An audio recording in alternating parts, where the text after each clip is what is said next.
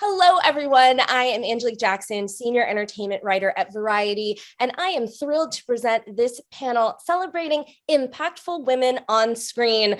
And joining me are the stars of Sony Pictures Television, starting with Outlander star Caitriona Balfe. Hello. From The Good Doctor, we have Christina Chong. Hello. From The After Party, we have Tiffany Haddish. Hey, yeah.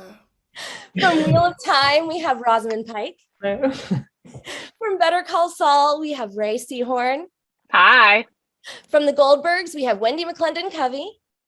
Hey, Schmoopies. And last but certainly not least, representing live in front of a studio audience, we have Ann Dowd. Hello. Hello, everyone. Lovely to be here. Thank you all so much for kind of all convening together, because something that is so cool about all of the different productions that you guys are a part of is the fact that they are, led and kind of framed and showing women in all of their different variations of funny and dramatic and messy and complicated and just really the range of who we are. And I'm kind of curious from each of you, what are you most proud of about this character? As an actor, what is something about this character or this experience that has stood out from anything that you've gotten a chance to do before? Caitriona, I'm going to start with you. God, I don't know. I think I'd never played anyone this long before. So I think having had the opportunity to live with a character for this long and to be able to take her in all these different directions, she's been so-called strong, she's fallen apart, we've been able to deconstruct her, we've been able to build her back up again. She has aged, almost 30 years in the time I've been playing her. So that's just been, I think, the amazing gift that this character has given me is just the kind of breadth and the variety of what I've been able to play with her. Tiffany, I'm going to go over to you with Detective Danner. What was it about her that stood out from, anything else you've done? Well, I just loved the way that here's my thing. If I ever had to be investigated, I would want to be investigated by Detective Danner. I would want that type of detective to be questioning me, probing me for information. I would probably divulge it all. I'm really easy like that anyways. But that kindness, yet harshness, yet, welcomingness, I love it. I love that about her. Absolutely. When you have to, find things out from people, you've got to find different ways to play them to figure out the truth. Yeah. Christina, what about for you with Dr. Lim? Well, like Caitriona, this is also the longest I've ever played the same person. So it is nice to be able to spend some time with her and figure out some of her isms. I'd say I'm pretty honored to be able to play a female surgeon who's a chief surgeon as well, since obviously in life, such a small percentage of women globally and in North America are in that position. So it's great to be able to represent. And Ray, also, you've been playing Kim for quite a bit of time, and you've actually, you're one of the folks on this panel who's kind of had a chance to play and say goodbye to this person. And what is it that you're most proud of going through that arc with her? Lots. If I didn't have the incredible fortune to get to play Kim Wexler, I'd still be thrilled this character exists on television. It's just one thing that Peter Gould said early on in panels when they were asked, like, "Oh, did you set out to make such a feminist character?" And he said, "No, he said, I just grew up with these female characters like Barbara Stanwyck and stuff in my favorite movies." And he said, and they just had their own agency. They kept the company of the men they had because they wanted to, not ever because they had to, and not being ancillary to a male story and making the choices that are, coming from her has been an incredible journey to go on. It should not be rare on television. All the women on here get to do it, but it should be a little more common. Oh, we want to have 10 panels of these options, not one group of 7. Rosamund, for you, what is something aside from shooting fireballs? What is something that stands out about this character?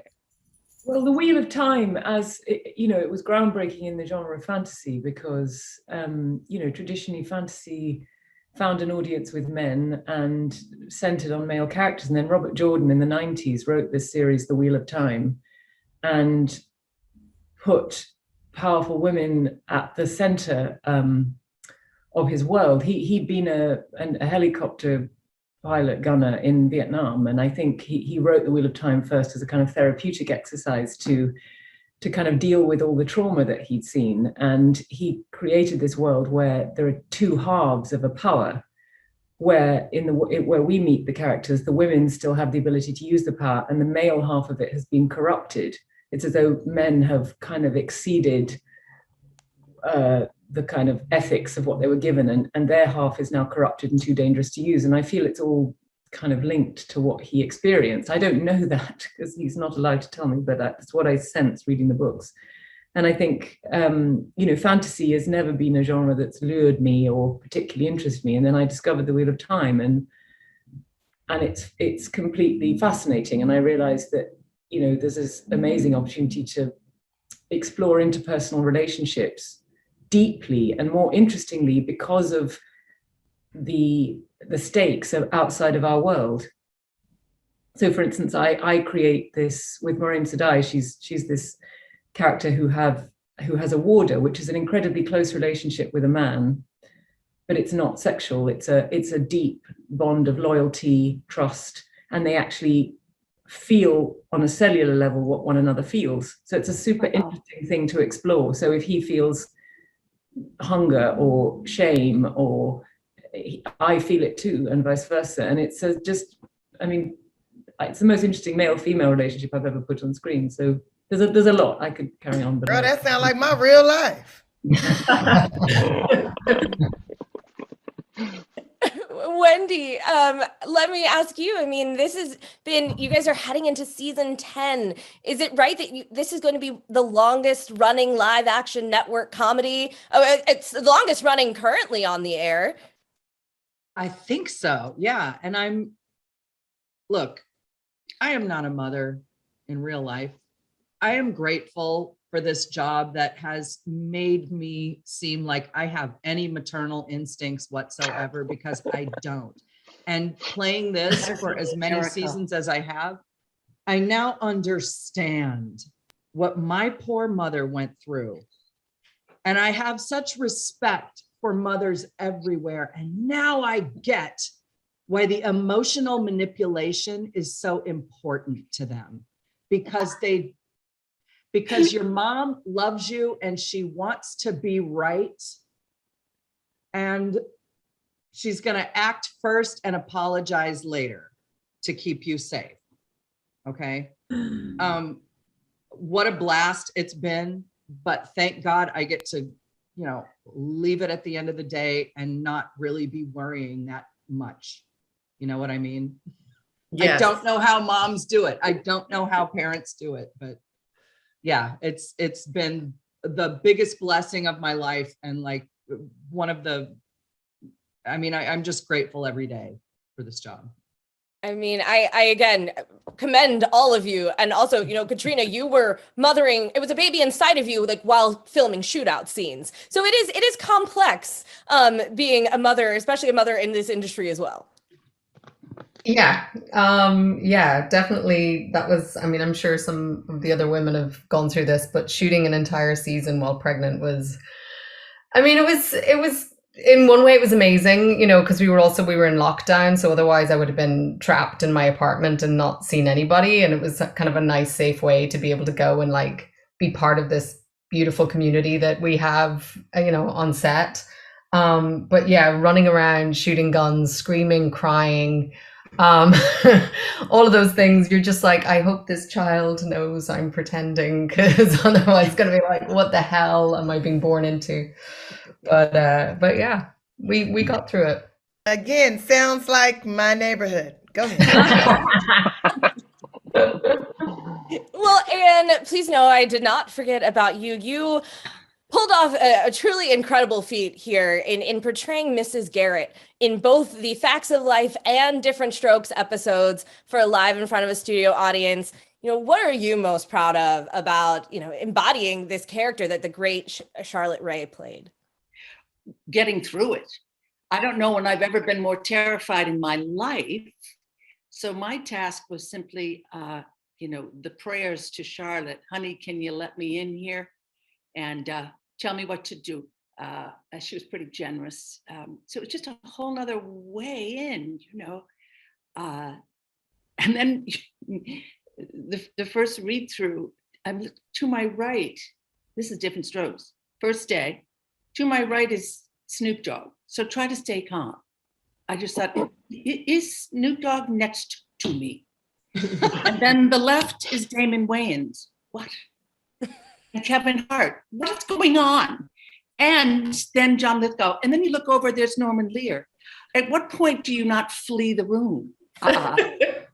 It was an extraordinary experience. But I'm very grateful that the character had been established. So I just had to follow the rules, and that was terrific. Something I love so much about a lot of the work that you all did in these series is that, while the archetypes may be established, you guys are breaking the mold with all of these characters and taking them into new areas and new positions that we don't often get a chance to see on TV. There are roles, Tiffany, for you as Detective Danner. We don't often get to see the women as the detectives, getting a chance to solve these mysteries. What are you most excited about getting a chance to kind of, show a full three-dimensional person, in a role like that, and especially in, the standalone episode for the after party? Well, I'm excited because it gives me an opportunity to show like different aspects of myself. I love watching NYPD Blue. I remember New York Undercover. I used to watch Chips, and I used to be like, man, why do they don't have enough females on here? And I know from life experience, there are quite a few women detectives. So I like First 48. And these are like my favorite shows to watch.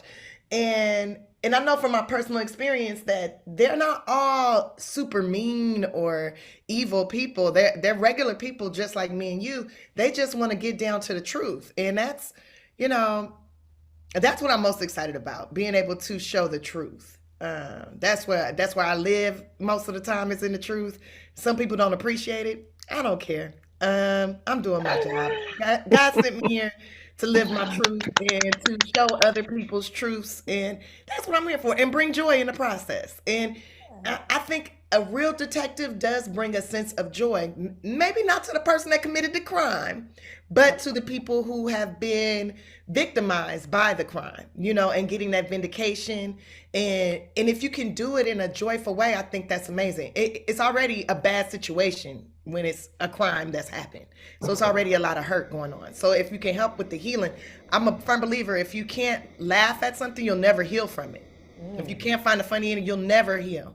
So that's why, I've been through a lot of hurt personally. And so I'm always trying to find the healing. Yeah. I'm going to pitch this question also over to you, Rosamund, and in that, Moraine, a guide is normally, in fantasy books, a man, not a woman. So this is another character in which, getting a chance to break the mold, do something totally new. What about that intrigued you? I know you kind of touched on this a bit. The script, and I thought, well, this is Gandalf, really, but she's a woman. Yeah. She's appealing.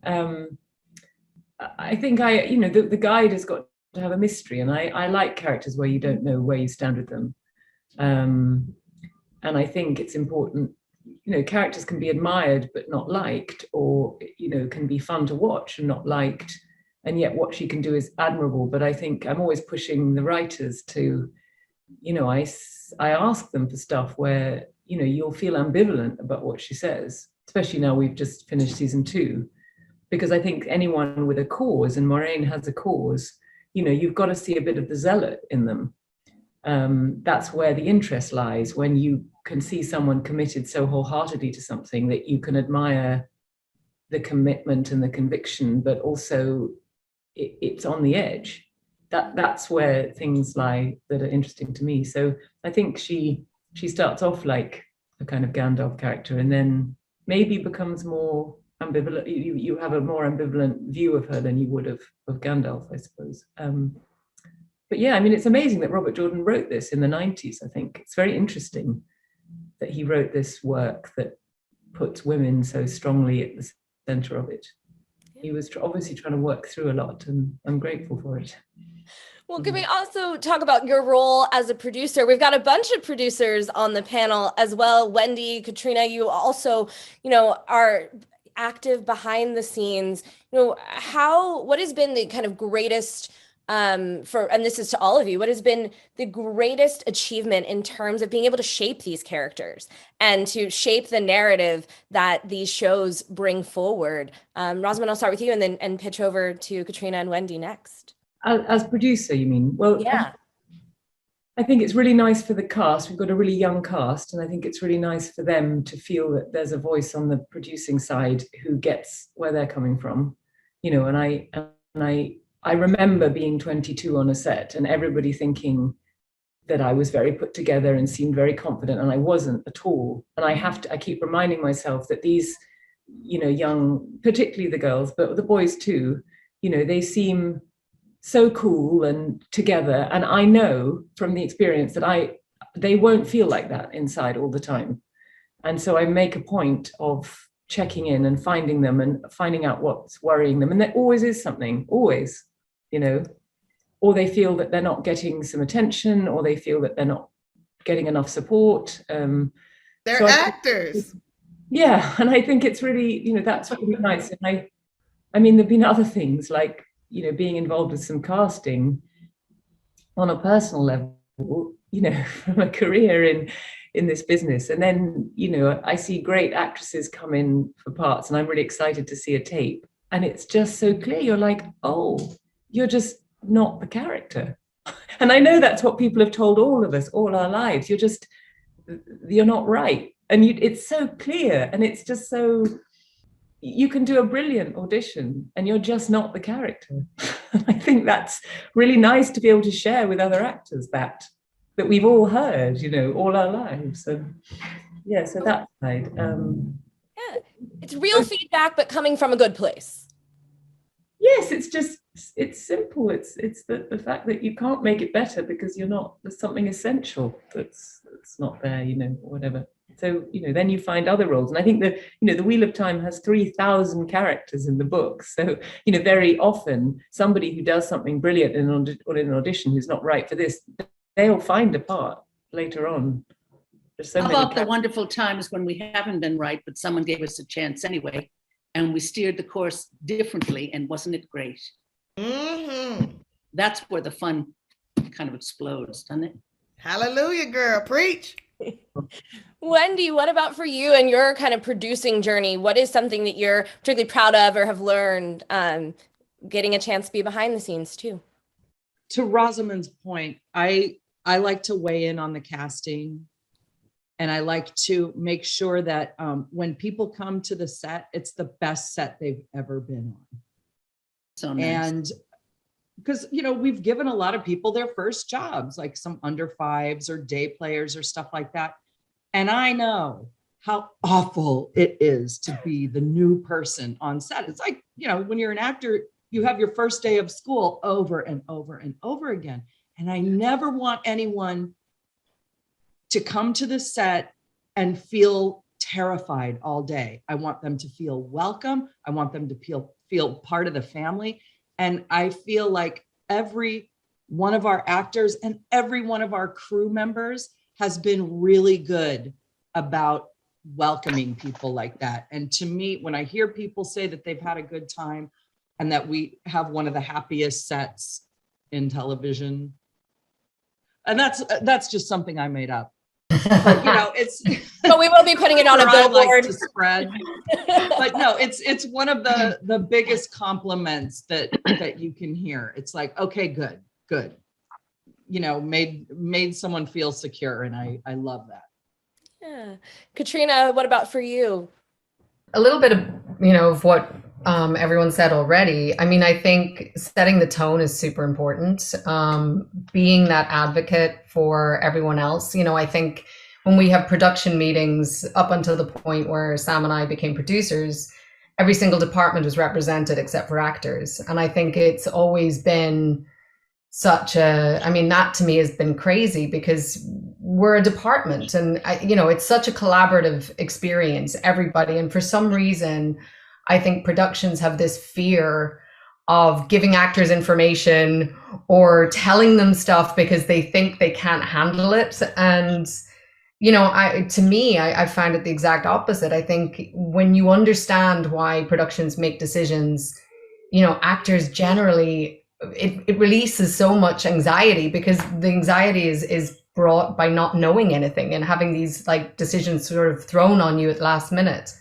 But I think, one of the most important things is that kind of having the seat at the table when scripts are being developed earlier on. I think that's, one of the most important things, and where I've just loved this process is being able to kind of sit with the writers and talk about your character very early on. And we had one of the episode 7 this season, where Claire is having a lot of PTSD. She's been self-medicating.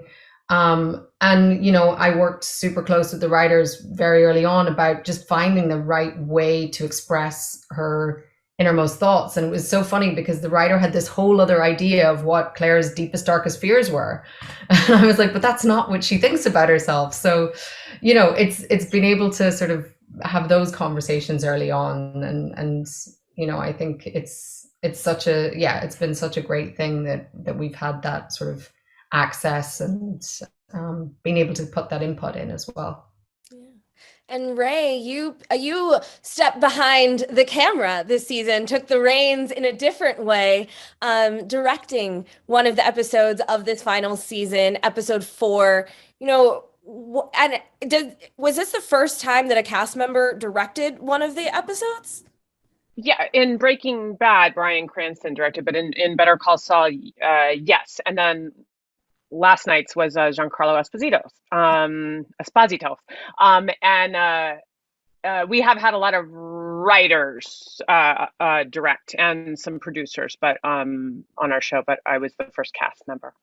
Congratulations! Well, exactly. Thank you. I mean, give a little bit of a round of applause here, but in taking those reins, and bringing your vision to Better Call Saul, what are you most proud of in that achievement? What was it that you wanted to show through your lens about this show? It's not unlike what Anne was saying about stepping into the Mrs. Garrett role. If you are a guest director, even on a show that you're on, there is an architecture built that you need to speak to already. There is a visual vocabulary on Better Call Saul, and a style and a tone.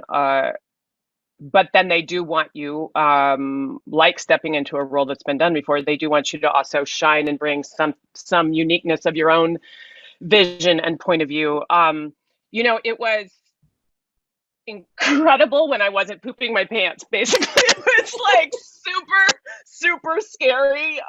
Can't imagine. And then awesome in between. But it's hard. It's hard. It's not even first day of shooting. It's first day of like a tech scout when 100 people that are at the top of their game are staring at you and asking, like, do you know which direction are you gonna shoot so we know where to put the trucks? And you're like, oh, I don't know. But it's also thrilling to have like any story thing you can think of. And our show deals in a lot of subtext and a lot of what's not said. That is always thrilling for me to play. Rosamund, I also get to play a character that is hard to pin down, often inscrutable. And my showrunners released me from likable in my first season. They said, don't ever worry about it. Don't ever smile at the end of some argument just to make sure everyone's comfortable. Not your problem. And I felt that way when I was directing as well. It was, I was supported and respected and given every tool you could possibly want as a guest director. I mean, I had 300 people that they weren't going to let me fail no matter what. And that's an amazing thing to feel. Yeah. Oh, yeah. Well, Congratulations. to kind of Thank you. To kind of pitch off of what you were just saying about, the way that as an actor, you were kind of released from needing to be likable. I'm curious how these roles have changed you all as actors in terms of, what type of roles you want to play next, in terms of, how you approach the craft. I'm curious, especially, for those of you who've played these roles for some time, at a certain point, there's part of it that almost becomes part of you. So Christina, I'm going to start with you. How did Dr. Lim kind of change? Yeah. How did she change you? Well, she doesn't feel the need to smile after an argument. And I think I'm better at being that way now too. I mean, she's just so much more unapologetic. And so in the 5, last night was our season finale for season 5. So for 4.5 seasons now, I've gotten to be this, I mean, the word strong is overused, but I'm going to use it here because that's what she is. Yeah, I think it's more sort of standing firmly and being unapologetic about the things that she does, the decisions that she makes. And I want to move into comedy. I know you didn't ask. Oh, you do? Come talk to us, Christina. So I'm coming over to After Party and The Goldbergs. Okay. Let's do it. Welcome. I'm just going to tell you, I tried, Tiffany, and I got real close to season 2. I didn't get it, but You should have called me. I would have made him do it. I know. That just means you get to come in for season 3. Okay. I got you on season 3. Listen, we're just here manifesting more for y'all. That is the point here. We want these shows to keep going and going and going. And also, I understand they just stabbed you, Christina. So I would also be like, I'm going to do comedy now. Right. I can't reveal whether I make it or not. I'm just laying on the floor bleeding for the next 4 months, potentially. But over to Handmaid's Tale anytime you like, hon. Thank you. I've also tried there. I would love to work with you over there, but alas. No comedy going on here, hon. No, that's okay. Hey, I keep asking, hey, can you get me on Handmaid's Tale? I text Elizabeth, everything. Nothing. Crickets. How do you know? All right. They're not interested in us. We'll take care of business. No problems. That was the great thing about, not to step in where I haven't been asked, about Edna Garrett. Comedy, just, I'm not saying that I was particularly funny, but people around me were funny. And it was kind of great. I just thought, oh, I see. Yeah, this is a different situation. Another muscle. But fun, right? And it was Totally scary, fun, but fun. Hello, I want to do it. Not that I don't want to do Handmaids. The other thing too is the innocence of that show and the time it came out. Yeah. There was something very simple and peaceful about it, where it's, just basic human values. Mm-hmm. Oh, a relationship with the truth, not being distracted every 3rd second with a thing in your hand. It was so peaceful and innocent. I love that. Actually. Anybody else have things that kind of learned or taught them or grew, from these roles? Wendy, I'm going to go to you. Well, any little smidgen of vanity that I had left, I don't have anymore. So, which is a good thing, That's hilarious. Absolutely amazing. And for me, I'm always looking for my Tony Soprano role, or my Walter White. Oh. All right. Yeah. But I mean, you could cast. I'm lucky anybody pays attention to me. Stop your nonsense this minute. We see you. I would watch anything Wendy would do. Absolutely anything. You are a lamb. Everybody on the show. Let's just do a show. All of us. All of us. You know what, you guys? I have a trunk full of costumes. If we all meet in the park, we can get this going. What I love about women getting the roles, the work, the writing, the directing, we were born for it. Let's just get real. Do you know what I mean? It's not like, oh, how do we do it? Yeah. Come on now. Yeah. It's just in us. Always has been, always will be. So, you know, I don't know where that thought goes, but no, listen, we have everybody. We have all the tools we need right here on this Zoom. We have directors, we have producers, we have obviously you wonderful actors. Let's go shoot this right now. Wendy said she has a costume. I'll write some stuff for us. I'll make us a dramedy, guys. Oh, do, honey. But where you can travel in time and shoot fireballs. Yeah. Yes.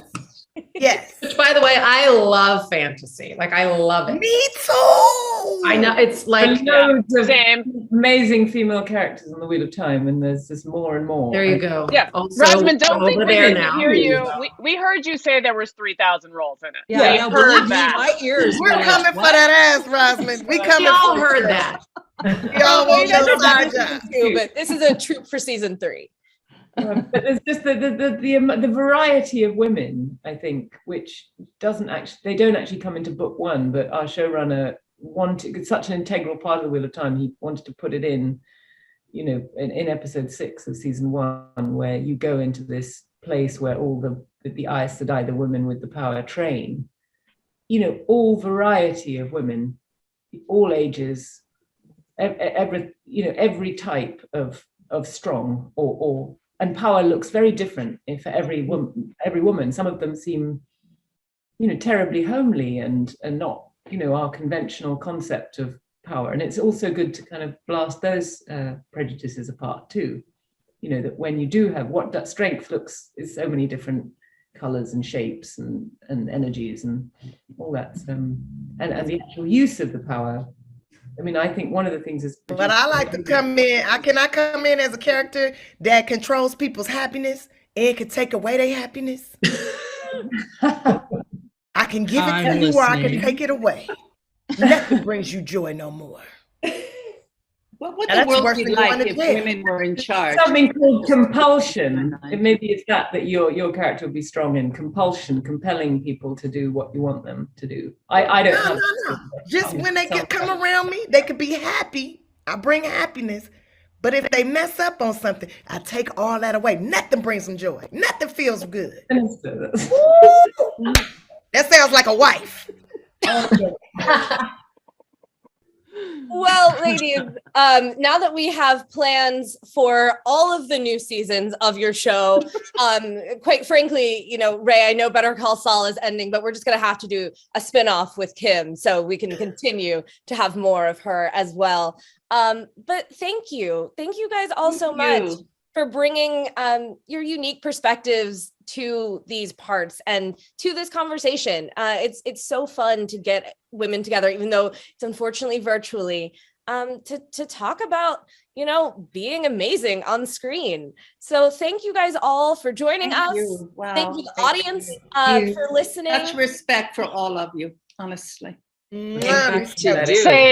Same. This is love you, ladies. I'm sending joy to all of you and happiness for the rest of the week. I receive it. Thank you. Thank you. Coming from my heart. So what happens if I have a bad day? Have you done something to me, Tiffany? Yes, pretty much. It's my fault. She'll own that. Everyone be safe. Thank you. Lovely to see you all. Stay safe, stay healthy, guys. Bye, you guys. Thank you. Hope I can see you in person at some point. Same. That would be lovely. I'm guest starring on your show, Wendy. I'll see you later. All right, I'll see you in the wardrobe trailer.